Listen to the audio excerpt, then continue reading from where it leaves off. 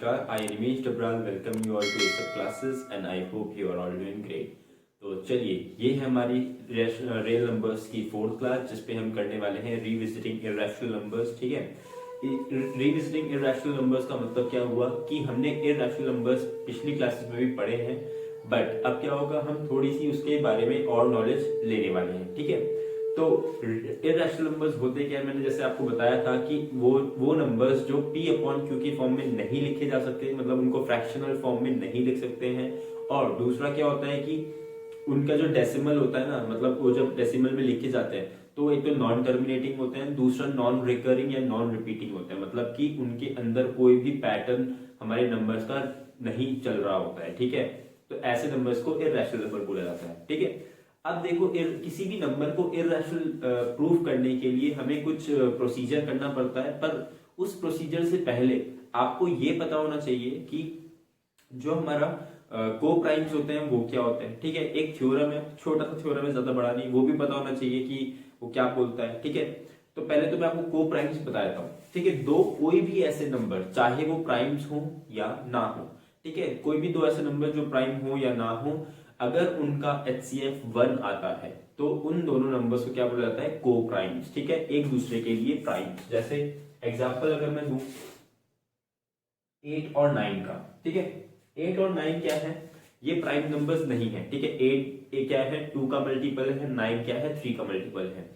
तो फिर भी क्या है, ये दोनों आपस में अगर आप इन दोनों का HCF देखेंगे ना, हाईएस्ट कॉमन फैक्टर 1 है. ठीक है, तो यहाँ पे इनमें कोई कॉमन फैक्टर नहीं है, तो ऐसे नंबर्स क्या होते हैं, उनको को प्राइम्स बोला जाता है. ठीक है, इनके बीच में कोई भी फैक्टर अगर कॉमन ना हो.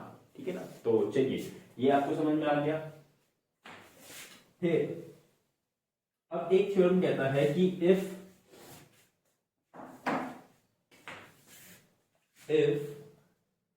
p is a prime number and p divides b square, then p divides b. ठीक है, क्या बोल रहा है ये, अगर एक प्राइम p हमारा एक प्राइम नंबर है और क्या करता है, p b स्क्वायर को डिवाइड करता है. ठीक है, तो क्या इसका मतलब क्या हुआ कि जो p है वो क्या करेगा, b को भी डिवाइड करेगा. ठीक है, आप ऐसे बहुत सारे एग्जांपल्स ले सकते हैं. ठीक है, जैसे मैं यहाँ पे 2 और 6 का एग्जांपल लेता हूँ. ठीक है, 2 एक प्राइम नंबर है, ठीक है, और 6 का स्क्वायर होता है 36. अब 2 अगर इसको डिवाइड कर लेता है, ठीक है ना, ये कितना टाइम से आता है हमारा 18 टाइम से डिवाइड हो जाता है 36 2 से. ठीक है, तो p 2 क्या 6 को डिवाइड नहीं करेगा. कोई भी ऐसा नंबर आप ले लीजिए स्क्वायर जिसको 2 डिवाइड करता हो, तो उसके जो स्क्वायर रूट होगा ना उसको भी 2 डिवाइड करेगा ही करेगा. जैसे 4 का स्क्वायर होता है 16, 2 16 को डिवाइड करता है तो 2 क्या करता है, 4 को भी डिवाइड करता है. फर्दर आप ऐसे भी देख सकते हैं, बहुत सारे एग्जांपल आप ऐसे बना सकते हैं. तो ये थ्योरम आपको याद रहना चाहिए, तो कहीं पे लिख लीजिएगा. तो इसके बाद हम शुरू करेंगे कि हमारे इर्रेशनल नंबर्स को इर्रेशनल प्रूफ कैसे किया जाता है. ठीक है, तो अब आता है हमारा, हमें वो क्या क्वेश्चन देगा कि प्रूव दैट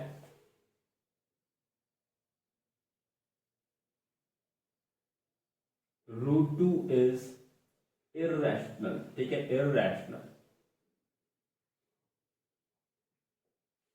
अब देखिए √2 को इरेशनल प्रूफ करने के लिए हमारे पास एक मेथड होता है जिसको बोलते हैं कॉन्ट्राडिक्टिंग मेथड. ठीक है, कॉन्ट्राडिक्शन से हम इस चीज को क्या करते हैं, √2 प्रूफ करते हैं. और कॉन्ट्राडिक्शन मेथड मैथमेटिक्स के उसमें बहुत ज्यादा यूज किया जाता है, बहुत हायर क्लासेस तक भी, ग्रेजुएशन वगैरह तक भी बहुत ज्यादा यूज किया जाता है, क्योंकि मैंने भी खुद यूज किया है. ठीक है, तो कॉन्ट्राडिक्शन मेथड का मतलब क्या होता है कि जो चीज हमें प्रूफ करनी है ना, हम मान लेते हैं वो चीज है ही नहीं, उसका उल्टा ही है. ठीक है, तो जैसे हम ये मानते हैं उसके बाद क्या करते हैं, धीरे धीरे अपना प्रोसीजर आगे बढ़ाते हैं और एंड में आते हैं. एंड में क्या होता है कि हमें एक कॉन्ट्रडिक्शन मिल जाता है कि भाई ऐसा तो हो ही नहीं सकता. ठीक है, तो चलिए देखते हैं कैसे करेंगे ये. हम मान लेंगे let √2 be equal to p upon q where q is not equals to 0 and pq belongs to z integers and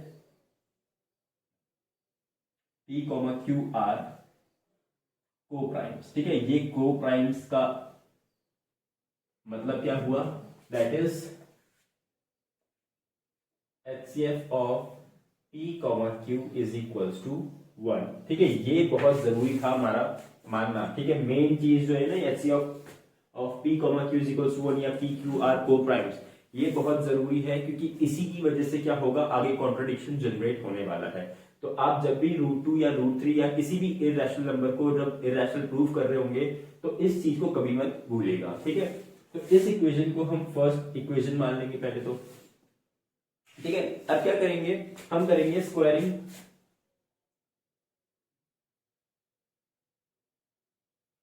both sides of 1। ठीक है, तो आपको ये समझ में आ गया होगा कि मैंने √2 को P अपॉन क्यों लिया, क्योंकि हमने क्या मान लिया कि √2 एक रैशनल नंबर है। ठीक है, रैशनल नंबर ही को हम क्या कर सकते हैं, P अपॉन क्यू की फॉर्म में वो कर सकते हैं। ठीक है, इसके ऊपर लिख भी देना एक जगह। चलो यहाँ पे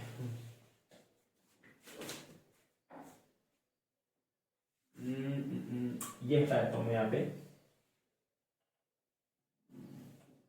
यहाँ पे आपको लिखना भी तो पड़ेगा कि हम क्या कर रहे हैं। Let us assume that √2 is a rational number। ठीक है, सबसे पहली लाइन तो आपको लिखनी पड़ेगी, हम क्या कर रहे हैं, अज्यूम कर रहे हैं कि वो √2 क्या है, एक रैशनल नंबर है। उसके बाद सेकंड चीज आपकी क्या आएगी, ये चीज। फिर क्या करेंगे, हम स्क्वायरिंग करेंगे तो देखते हैं क्या आता है। जब जैसे ही स्क्वायर करेंगे तो √2 का स्क्वायर हो जाएगा 2 is equals to p square upon q square. फिर यहां से आपको मिलता है, जब ये क्रॉस मल्टीप्लाई होगा तो यहाँ पे आएगा 2q square is equals to p square. ठीक है, अब देखिए हम क्या लिख सकते हैं यहाँ पे, p square is equals to 2q square. तो इसका मतलब है जो p का स्क्वायर है वो क्या है, दो नंबर्स का प्रोडक्ट है। ठीक है, 2 और q स्क्वायर का। ठीक है ना, तो इसका मतलब हुआ कि हमारा जो वो है, जो 2 है, 2 डिवाइड्स पी स्क्वायर। ठीक है, इसका मतलब है कि जो 2 क्या करेगा, पी स्क्वायर को डिवाइड करेगा, क्योंकि पी स्क्वायर के फैक्टर्स में 2 आता है। But this implies 2 divides P. ठीक है, हमने भी पढ़ा था कि कोई भी प्राइम नंबर होगा अगर, ठीक है, तो क्या करेगा, अगर वो किसी भी नंबर के स्क्वायर को डिवाइड करता है तो वो क्या करेगा, उस पर्टिकुलर नंबर को भी डिवाइड करेगा। तो we can write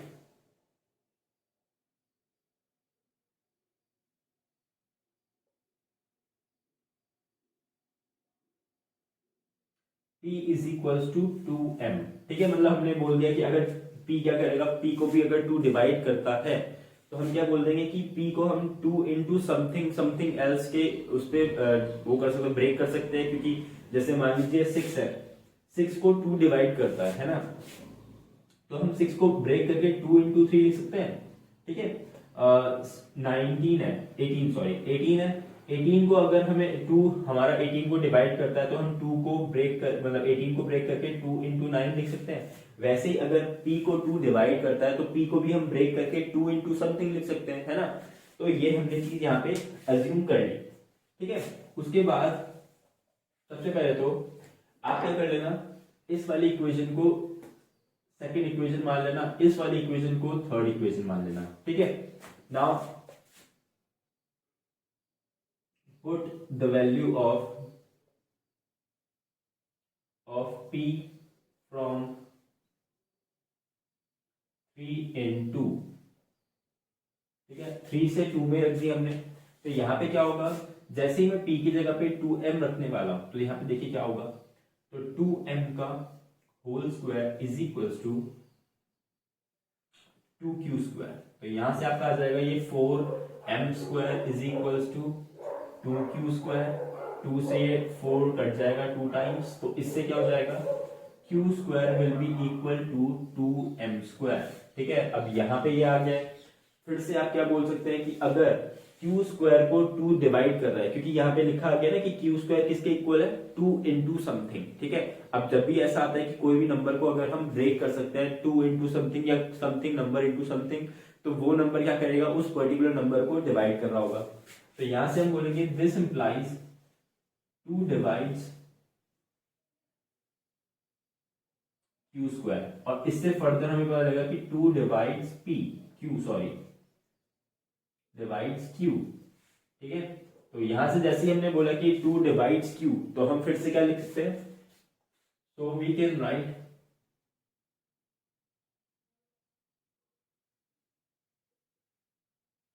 Q is equals to 2n। ठीक है, हमने कोई 2n मान लिया, इसको हम इक्वेशन को मान लेंगे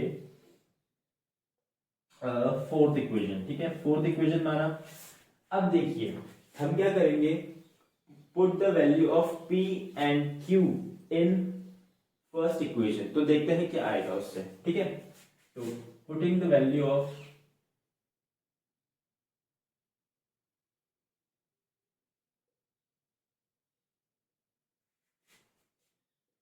P एंड Q फ्रॉम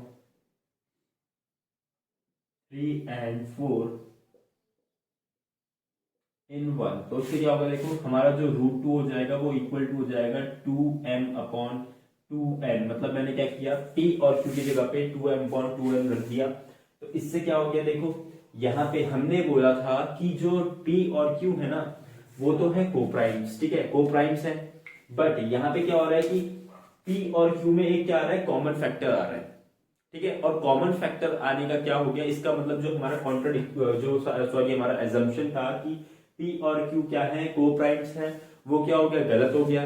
जिसकी वजह से क्या हो गया, हमारा जो आंसर, जो हमारा पहले वाला एजम्पशन था कि √2 इज अ रैशनल नंबर, वो क्या हो जाता है, गलत हो जाता है। ठीक है, तो हम यहां से बोलेंगे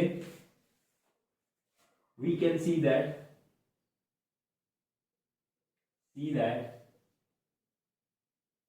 2 is common in P and Q, but we assume that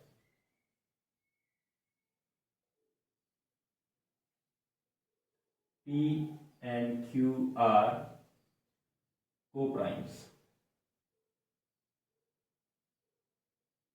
which is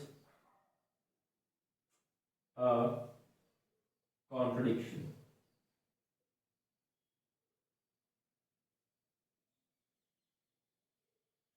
Therefore,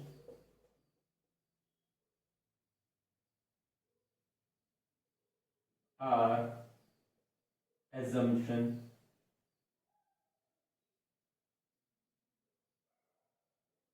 that √2 is rational is wrong. Hence, √2 is an irrational number. ठीक है, तो इस पे आपको थोड़ा ज्यादा लिखना पड़ता है, बट ये पूरा इसका क्या है, प्रूफ है कि हम किसी भी नंबर को इरैशनल कैसे प्रूव कर सकते हैं। ठीक है, तो ये आप पूरा नोट कर लीजिएगा, फिर हम क्या करते हैं, आगे बढ़ते हैं। ठीक है, तो चलिए मिटाने से पहले मैं आपको ये बता देता हूँ कि अब कोई भी आपके पास इरैशनल नंबर आ जाए, √3, √5, √7, तो उसका जो प्रोसीजर होने वाला है ना, वो एग्जैक्टली सेम ऐसा होने वाला है, बट कहाँ पे वेरिएशंस आएंगे वो मैं आपको क्लियरली यहाँ पे दिखा देता हूँ, तो आप भी कर पाएंगे उससे। जैसे यहाँ पे √2 है, तो अगर √3 का प्रूफ मांगा है, तो यहाँ पे हो जाएगा √3। ठीक है, फिर यहाँ पे जो स्क्वायरिंग के बाद यहाँ पे 3 नहीं आएगा, यहाँ 2 नहीं आएगा, यहाँ पे 3 आएगा। फिर यहाँ पे भी क्या हो जाएगा, वो चीज 3 हो जाएगी। फिर हम यहाँ पे उसको लिख पाएंगे p² इज इक्वल्स टू क्या है, 3q² के। फिर क्या बोलेंगे कि अगर 3t² को डिवाइड करता है तो 3 क्या करेगा, p को भी डिवाइड करेगा। फिर हम क्या करेंगे, 2 जो p है उसको हम 3m के इक्वल लिख पाएंगे। उसके बाद हम क्या करेंगे, फिर से हम जो p की वैल्यू है इस वाली इक्वेशन में पुट करेंगे, तो यहाँ पे 2 का स्क्वायर नहीं 3 का स्क्वायर हो जाएगा, यहाँ पे भी 2 नहीं 3 होगा। तो अब जैसे यहाँ पे आएगा तो ये यहाँ पे 4 के जगह पे 9 आ जाएगा और यहाँ पे आ जाएगा आपका 3। तो 3 से ये फिर 3 टाइम्स कट जाएगा और यहाँ पे फिर आ जाएगा कि क्यू स्क्वायर को हम 3m स्क्वायर लिख सकते हैं और फिर 3 अगर क्यू स्क्वायर को डिवाइड करता है तो 3 डिवाइड करेगा क्यू को भी। तो उसके बाद फर्दर जो यहाँ पे हम क्यू को लिख देंगे 3m के इक्वल, फिर यहाँ पे आ जाएगा कि हम √3 को हम दिखा पाएंगे कि वो 3m अपॉन 3n आ रहा है और यहाँ पे फिर हम 3 is common in p m q लिख देंगे। उसके बाद हमारा क्लियरली क्या हो जाएगा, यही सेम लैंग्वेज रिपीट होगी और यहाँ पे √3 is rational is a contradiction और √3 इज एन इरैशनल नंबर हमारा प्रूफ हो जाएगा। तो ठीक है, तो मैं आपको ये बार बार नहीं कराऊंगा क्योंकि आप भी वीडियो में देख देख के बोर हो जाएंगे। इससे अच्छा है कि आपने √2 की वर्किंग लिख ली है। तो चलिए अब देखो कि ये ना आपको हमेशा √3 √2 √5 ऐसे ही नंबर्स नहीं देगा इरैशनल प्रूफ करने के, और इनकी जो प्रूविंग होती है ना वो थोड़ी लंबी भी होती है। बट अब वो आपको कैसे नंबर देगा, थोड़ी कॉम्प्लेक्स नंबर देगा, जैसे आपके एग्जाम्पल में दे रखा है ऐसे देगा 5 माइनस √3 को प्रूफ करना है, ये इरैशनल है। ठीक है, तो इसको इरैशनल प्रूफ करने के लिए आपको क्या करना पड़ेगा, इसको इरैशनल प्रूफ करने के लिए आपको क्या करना पड़ेगा, आप वो देखना पड़ेगा आपको।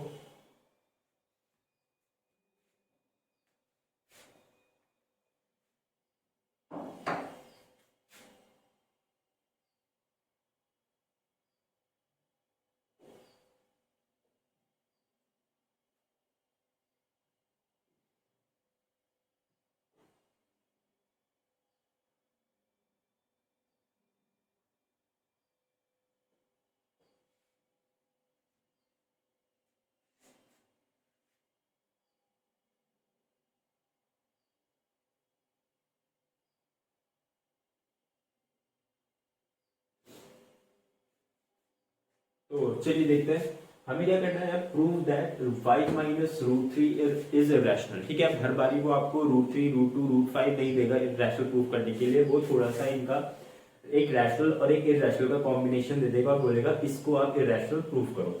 तो इसको कैसे करेंगे, फिर से वही करेंगे सेम काम। Let us assume that 5 minus √3 is rational. ठीक है, हमने जैसे ये अज्यूम किया देन वी कैन राइट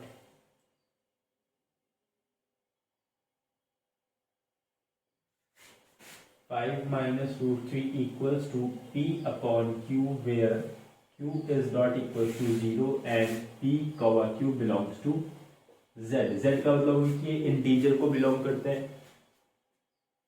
ठीक है, अब जैसे ये हम करेंगे तो हम यहाँ पे बोलेंगे कि 5 माइनस √3 अगर p अपॉन q है तो यहाँ से √3 is equal to 5 minus p upon q हमारा ऐसा नंबर आ गया। अब आपने अभी देख लिया है कि जो हमारा √3 है वो इरैशनल नंबर है। ठीक है, और यहाँ पे आपको दिख रहा है कि 5 माइनस पी अपॉन क्यू, मतलब ये एक दोनों p और q भी दोनों इंटीजर्स हैं, तो क्या करेंगे वो दोनों भी क्या करेंगे एक रैशनल नंबर ही बनाएंगे डिवाइड होने के बाद, और 5 भी आपका रैशनल नंबर है। तो दो रैशनल नंबर्स को माइनस या ऐड करके हमेशा रैशनल नंबर ही आता है। तो हम यहाँ पे बोलेंगे here RHS is rational but LHS is irrational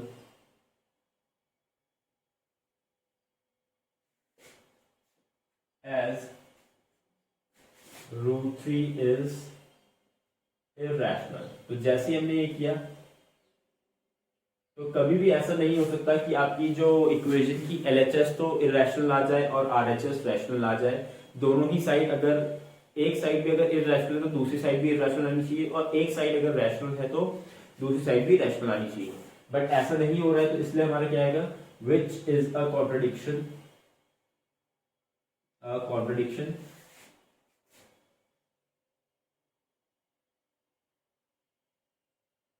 Therefore, our assumption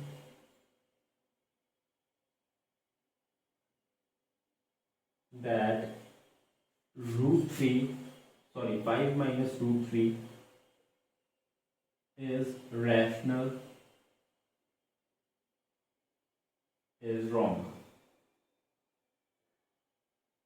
ठीक है, ये wrong हो जाएगा.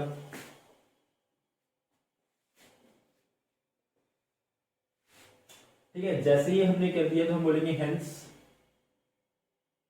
5 minus root 3 is an irrational number.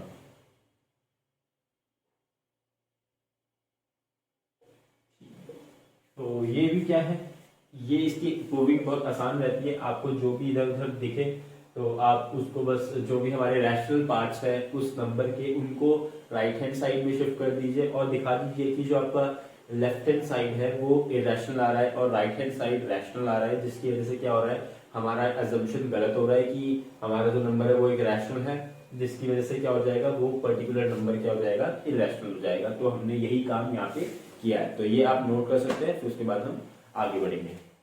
तो चलिए नेक्स्ट क्वेश्चन जो हमारे एक्सरसाइज में दिया हुआ है, देखिए रूट 5 का पहला क्वेश्चन है कि हमें रूट 5 को इरेशनल प्रूफ करना है. तो रूट 5 को इरेशनल आप सेम तरीका जो मैंने रूट 2 और रूट 3 का बताया उसी तरीके से कर पाएंगे, बस वहां पे रूट 3 की जगह पे या रूट 2 की जगह पे रूट 5 आ जाएगा, स्क्वायर करने के बाद 5 बचेगा और उसका फर्दर स्क्वायर करेंगे तो 25 आ जाएगा. ठीक है, तो ये आप कर सकते हैं. तो इसीलिए मैं वो दोबारा नहीं करवा रहा हूँ, मैं वो वाले क्वेश्चन ले रहा हूँ जिसपे थोड़ा सा काम करने वाला है एक्स्ट्रा. ठीक है, तो जैसे हम ये लेंगे तो हम फिर से बोलेंगे लेट अस अज्यूम दैट